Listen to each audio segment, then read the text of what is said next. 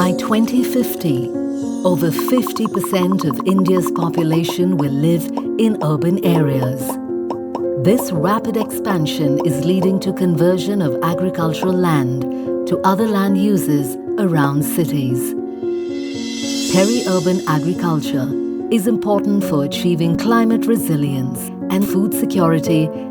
It is the source of fresh food supply to urban populations and generates local employment. A study of peri-urban agriculture in Dehradun, Ahmedabad and Panjim shows that rising population and increase in spending ability will double the demand for fruits and vegetables by 2030. In the peri-urban area of these cities, many high-value, high-volume crops can be cultivated for local consumption. Most such crops are currently being imported to these cities. Growing these crops within a 15-kilometer radius of these cities can reduce environmental costs and generate various social benefits. To promote local cultivation, it is essential to limit the conversion of fertile land for urban development. Crop production should incorporate climate variability concerns. Climate change impacts on local production of these crops shows varied future outcomes under RCP climate scenarios. In Dehradun, rising temperatures will increase mango cultivation in the short and long terms. Potato cultivation would increase in the short term. However, potato and peas will decrease in the long term. Other local crops such as apple, tomato, onion are expected to remain stable. In Panjim, areca nut and banana production is estimated to decrease under RCP 8.5 scenario. Cashew nut, coconut and mango production, however, are expected to remain stable.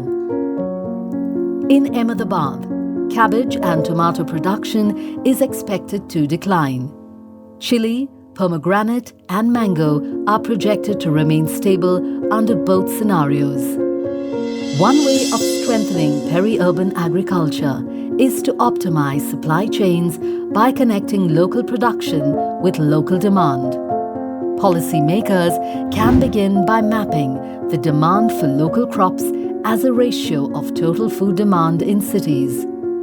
Suitable cultivation sites can be identified within a 15-kilometer radius. These should be selected on the basis of land suitability, input costs, cold storage, and land development expenses. These supply sites can then be linked to demand sites in cities, creating an optimal system that does not require high logistical support. Policymakers can further strengthen peri-urban agriculture around cities through various interventions at national, state and city levels.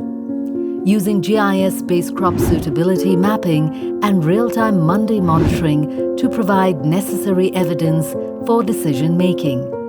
Raising awareness about benefits of peri-urban agriculture to increase demand. Promoting horticulture and green housing. Linking peri-urban regions to institutions and markets. Building key infrastructure like all-weather roads to improve supply chains.